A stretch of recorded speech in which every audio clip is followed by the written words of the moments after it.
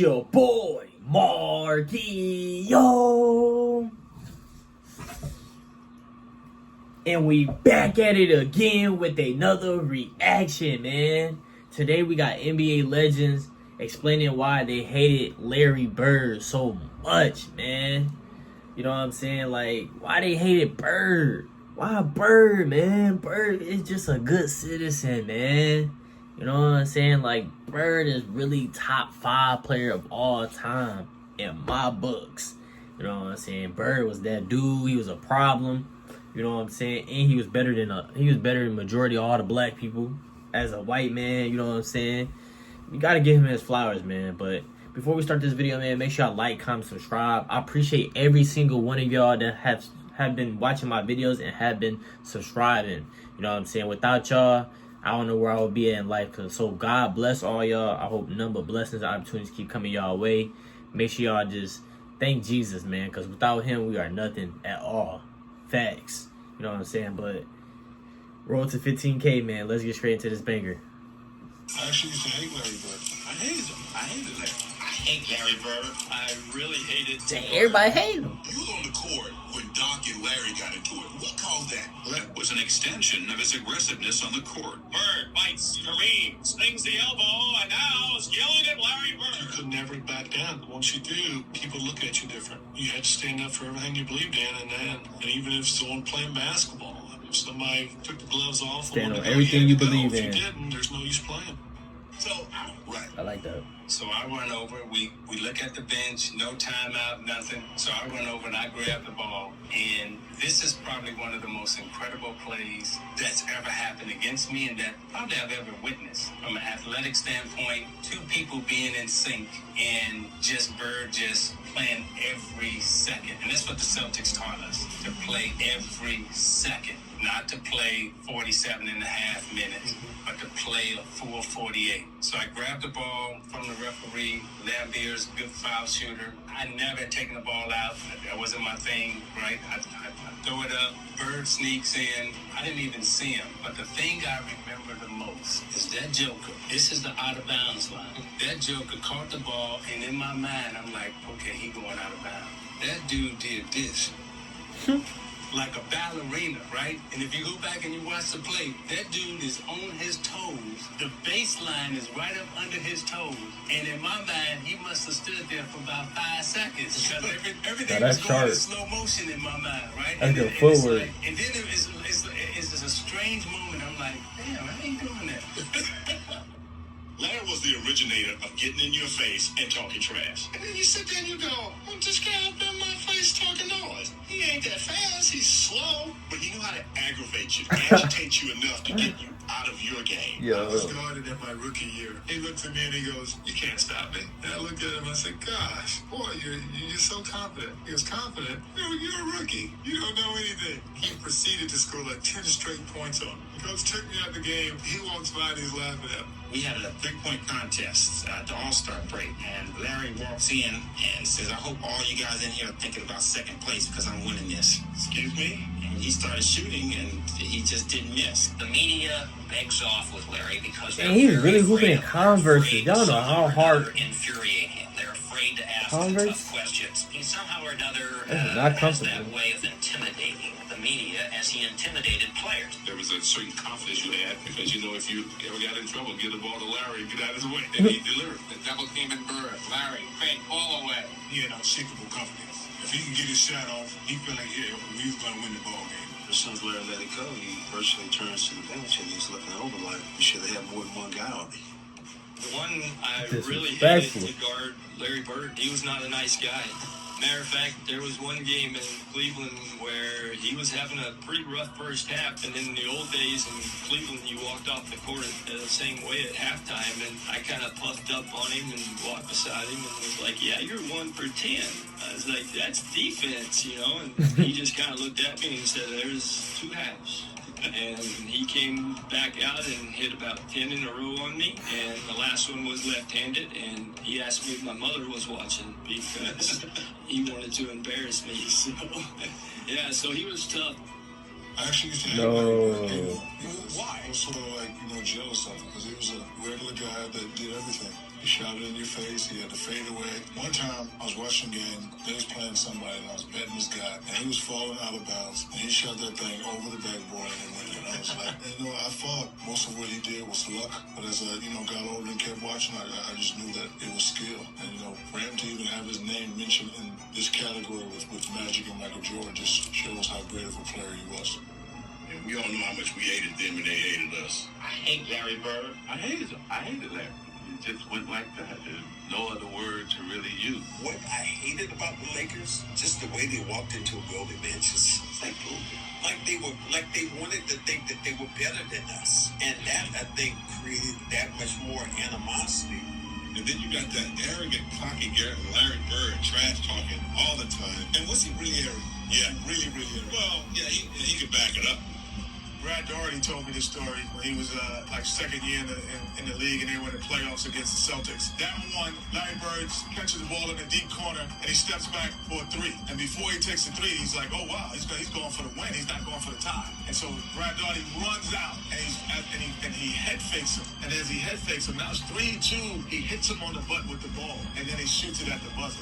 And the confidence hit him on the butt as he flew by him trying to block a shot. I'm like, there's no more confidence. The one thing about Larry, though, after a while, he stopped trash talking us because it wasn't going to take effect. But there was one point in that championship, that first game, I'm running down the floor and he's going, man, I'm getting ready to wear your ass out. So I'm like, what? Okay, I'm getting my best defensive stance. He comes down on this side and he comes off Robert Parrish. And I'm trailing him. Kareem's ready, and this is a play that we had talked about. He comes up, they throw Larry the ball, he catches it, he goes up in the air, and I'm right there. I'm about to push this right down your throat. Kareem jumps out, and our hands are up. And I don't know how this guy got that ball to Parrish, but he hits Parrish, and Parrish rolls in for a dunk, and he starts laughing. And he looks at me, I told you.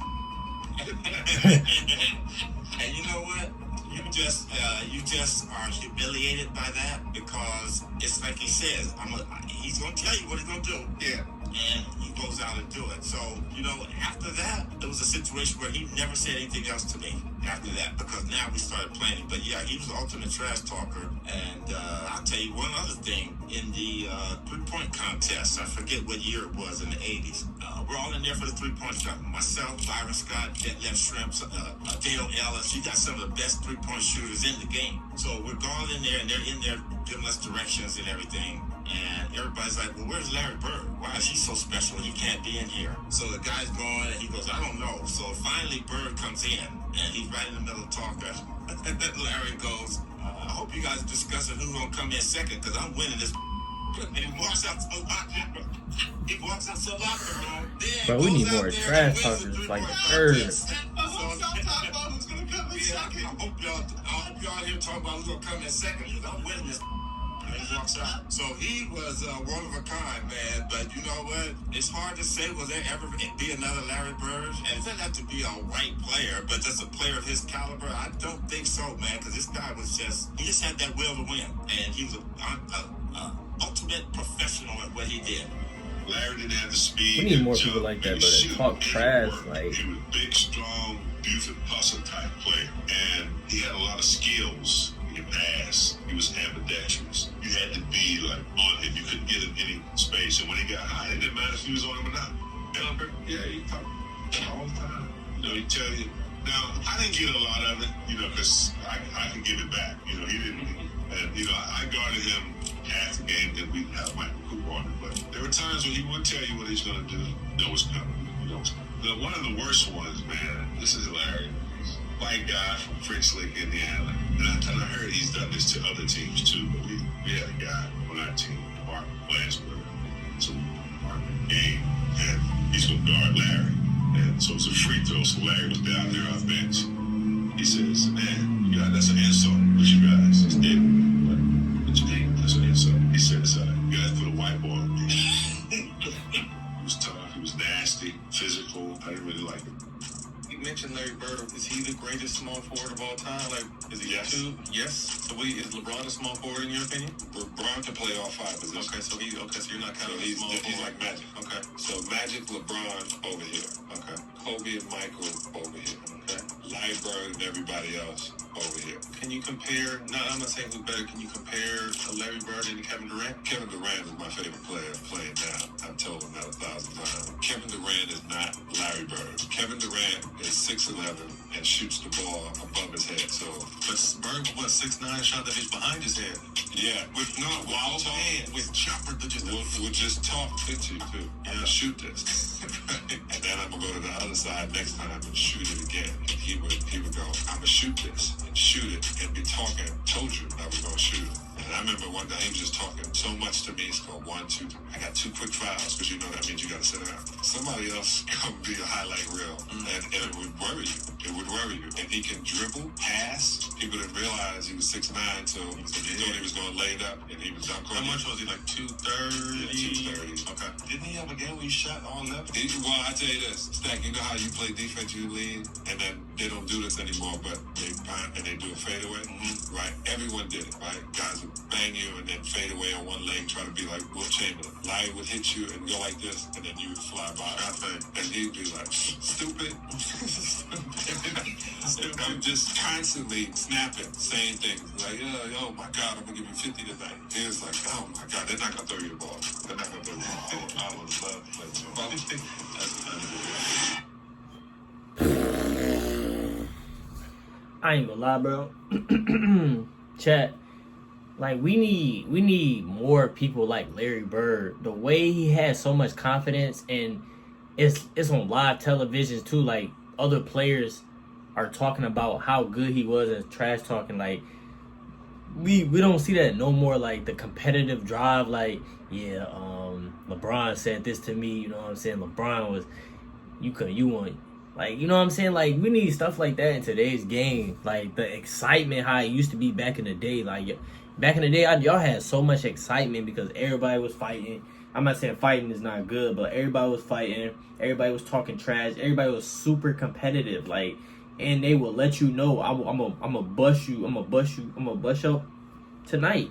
And people don't do that. They just go out and just play. Like the competitive drive need to go back how it used to be, man. Like, Larry Bird had that competitive drive like it was nothing. Like, he just enjoyed it. He enjoyed every game. And he only played 13 seasons, bro. 13 seasons.